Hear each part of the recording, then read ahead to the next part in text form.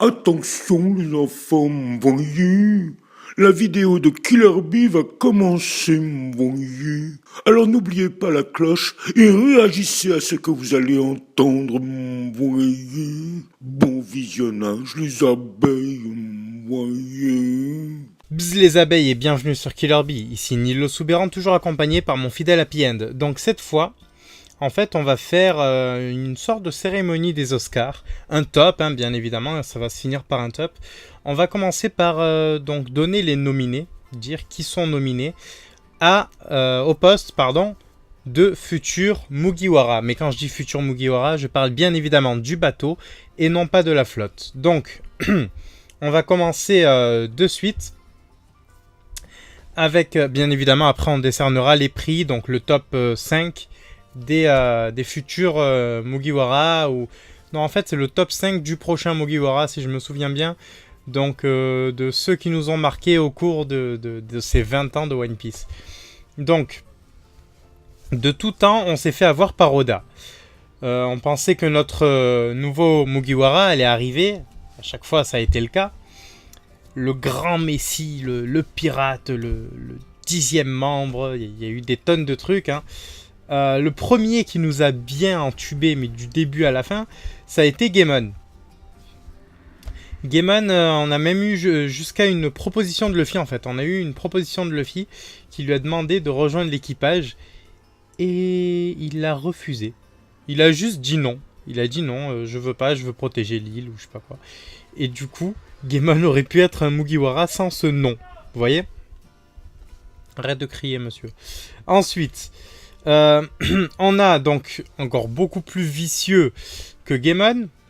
On a Vivi et Karu. Parce qu'eux, ils étaient membres.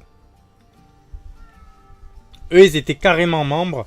Et ils ont quitté l'équipage. Ils se sont barrés. Ils se sont barrés comme les croix qui ont été faites sur les Mugiwara, sur les bras des Mugiwara à ce moment-là. Ils se sont barrés, tu vois. Cash. Ensuite, on a... j'aime pas trop le dire, mais je vais quand même le dire. On a Eneru. Parce que bon, il y a des gens qui ont cru que Eneru allait rentrer dans l'équipage un jour ou l'autre. J'y crois pas. J'y crois pas du tout. Je sais pas ce que les fans ont avec Eneru. Pour moi, il est inutile, il ne sert à rien. Enfin, j'aime pas son arc déjà. Je déteste son arc. Et j'aime pas du tout Eneru. Je l'aime pas. Donc, ouais, il a une tête d'Eminem, ok, c'est cool. Mais sans plus, quoi. Son fruit est intéressant aussi. Hein, je dis pas le contraire. Ce que je dis, c'est qu'on fait tout un plat sur lui pour rien. Sa mini-aventure est très cool. Qu'il reste là où il est. Hein, sur la Lune, avec sa vie. Les passions des fans sur Eneru, c'est impressionnant. Je sais pas ce que vous avez avec lui. Ensuite, on a eu cet abruti totalement inutile qu'est Foxy. Alors lui, c'est le pire personnage de tous les temps. Je sais pas pourquoi vous avez voulu le voir en Mugiwara. Ok, ça aurait été drôle. Quand je dis vous, je parle de tous les fans. Hein. Bien évidemment, c'est des sujets qui datent d'il y a des années, sur des forums, sur tout ce qui était forum actif, tout ça, même sur les forums de jeuxvideo.com. Il y a des tonnes de trucs sur lesquels on traîne depuis des années. Le Wikia, là, c'est de plus en plus fréquent sur le Wikia et ça fait un moment que ça dure. Donc tout ça, ça vient de là, hein. Ça vient pas de ce que vous pensez depuis très récemment. Non, non, au contraire. C'est un long truc. Alors... donc oui, ça aurait été drôle de le voir en mode on a capturé Foxy dans le Davy Backfight, alors tu le laisses avec nous, et après il abandonne sur l'île d'après, ou un truc comme ça, tu vois, mais pas définitivement. C'est un peu abusé quand même. Après l'arc du Davy Backfight, on a eu Franky et Brook. Jusque là, tout va bien. On n'a pas eu en mode oui, ils vont entrer dans l'équipage forcément ou quoi, mais... Enfin, oui, il y a eu beaucoup de théories à l'époque qui disaient ça, certes, c'est vrai, il faut pas le nier. Mais ce que je veux dire par là, c'est que c'est deux trucs qui ont été confirmés. Donc, deux arcs clos. Voilà. Ensuite, la période de la guerre au sommet. Alors là, c'était la foire à la saucisse, c'était la fête au village, c'était la merguez party. C'était tant qu'il y a de la braise, c'est pas fini, quoi. On a mis Jinbei, auquel je crois fortement. On a mis Crocodile, on a mis Baggy, on a mis Mr. Chu qui, officieusement, est quand même un Mugiwara pour moi. On a mis tout le monde, Ivankov, qui est un révolutionnaire, on te l'a foutu là, Ivankov, quoi. Je ne comprends pas, tu vois, je ne comprends pas, j'essaie de comprendre, mais je ne bisbise pas, tu vois. Donc, on a eu, ensuite, Jinbei, qui revenait dans les suppositions à partir du moment où ils étaient sur l'île des hommes poissons. Et perso, j'y crois encore. Pour moi, au moment où il a refusé d'entrer dans les Mugiwara, il faisait partie des Mugiwara. Parce qu'il a dit, j'ai juste un truc à régler. Donc techniquement, à ce niveau-là, si on enlève ce petit truc qui est Big Mom, ça a toujours été un Mugiwara Jinbei. Et il est impliqué depuis le début, Jinbei. Depuis le début, depuis l'arc Arlong, ça nous est dit par les deux, par Johnny et je ne sais plus comment il s'appelle le deuxième, ça nous est dit que il est impliqué dans le phénomène Arlong, l'arc Arlong Park. Et donc depuis le début, il est là, quelque part. Son influence en tout cas. Enfin voilà. Ensuite, nous avons donc Dressrosa. Le retour de la foire à la saucisse, là. Là, ça a été le bordel. Là, tous ceux qui étaient capitaines, ils ont voulu les foutre en membres de l'équipage. Barto, Cavendish, Lowe. Oh, Lowe. Merde, quoi. Tout le monde. Ils y sont tous passés. Ensuite, il y a eu la supposition Rebecca et Kyros. Et Viola aussi, mais bon. Pour moi, Viola et Rebecca sont censés rester à Dressrosa pour faire en sorte que la politique interne du pays évolue, tu vois. Le retour de Riku par rapport à Doflamingo, fallait faire passer la pilule, et il faut des nouveaux héritiers. Elles étaient là pour ça, en plus, deux femmes fortes qui peuvent ramener le pays à ce qu'il était autrefois. C'est vraiment deux personnages faits pour rester à Dressrosa. Kyros, mais qu'est-ce que vous m'avez fait avec lui? Oda-sama, qu'est-ce que tu as fait? Pourquoi? Non, sérieux, Kyros, c'était un perso, j'ai eu un véritable coup de cœur. Ça m'a... J'étais... Trop de charisme, une vraie puissance, parce que, bon, au moment où Robin dit, bon, je m'occupe de Rebecca, il défonce quand même l'un des trois commandants. D'ailleurs, c'était Diamanté. Il le fracasse, mais comme une merde. Il avait largement le niveau pour être un Mugiwara. Et il aurait pu vraiment servir en mode... on apporte de la force à l'équipage, tu vois. En plus, il avait le haki, il avait tout ce qu'il faut. Tous les critères nécessaires au Nouveau Monde, il les remplissait. Donc moi, j'ai été assez déçu par ça. Ensuite, on a eu Shizar, Momo, Kinemon. Alors ça dure depuis un petit moment quand même avant Dressrosa. Parce que Shizar, Momo, Kinemon, et même Law, hein, en quelque sorte, c'est depuis Punk Hazard que les gens pensent ça. Or, on a vu que Momonosuke rejoignait une alliance. Hein, donc, pas une flotte, une alliance, certes, comme Law, mais c'est pas un membre de l'équipage. C'est un général, parce que c'est pas un capitaine, donc on va dire général, d'une partie de l'Alliance, avec les Minx, tout ça. C'est lui qui les gère pour l'instant, en tout cas. Voilà. Donc, on a les 4 derniers personnages. Un retour de Jinbei encore une fois. Pedro, Carotte et Puching, alias Pudding la pute, Pudding la connasse. Pourquoi je dis ça? Pas la connasse, hein, tout le monde sait pourquoi, mais pourquoi ces 4-là? Carotte fait très mascotte, très chou, très... voilà. Jinbei, depuis un moment on l'attend. Pedro, nouvelle race Minx à exploiter, en plus très bon combattant. Et Pudding, parce que tout le monde a pété les plombs, c'est tout en fait. Elle peut pas être Mugiwara, elle est trop occupée à faire la connasse. Elle essaye d'être une connasse du même niveau que Wanda. Vous voyez, cette connasse de Wanda? Ouais, la chienne. Ouais, c'est une vraie chienne. Ben, elle essaye d'être à ce niveau-là.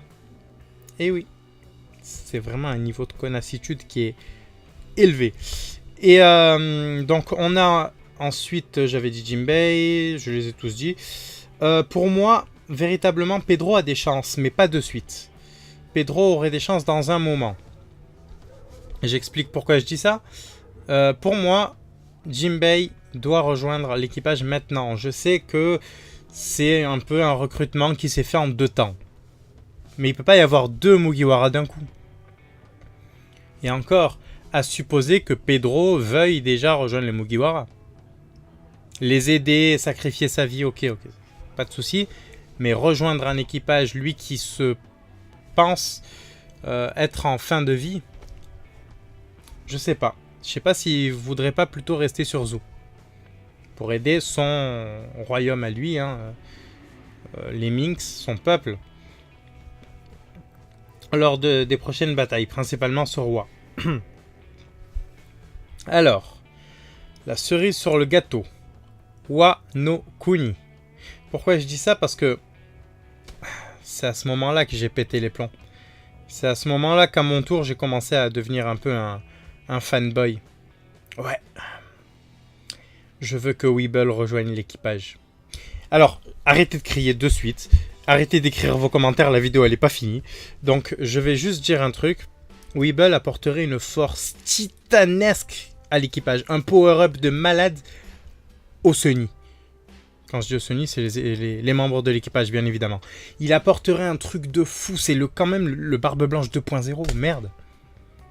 Ça serait un truc de malade. Et en même temps, enlever Miss Bakin de son chemin, le canaliserait. Lui, son objectif, ça reste de défoncer Barbe Noire. Tout ce qu'il a fait jusqu'à présent, contre l'équipage de Barbe Blanche, c'était sous les ordres de Miss Bakin, sa soi-disant mère.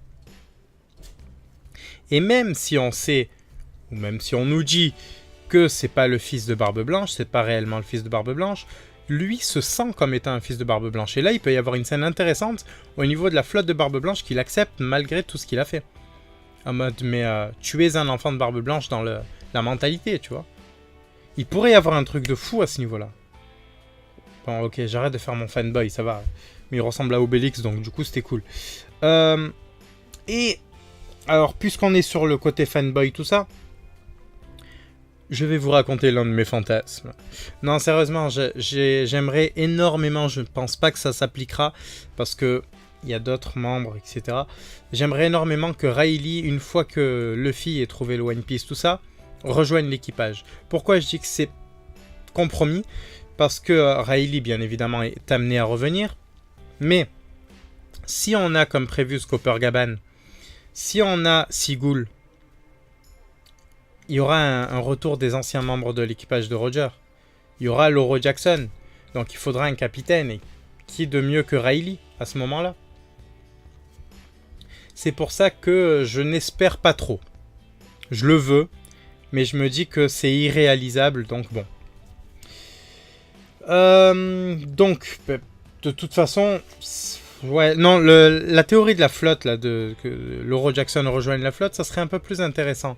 Parce qu'on aurait du coup Sigul pour péter des fesses d'Onigumo un peu, tu vois.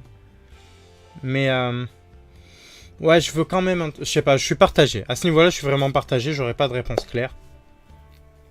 Donc maintenant, on va passer au top. Donc, les nominés sont...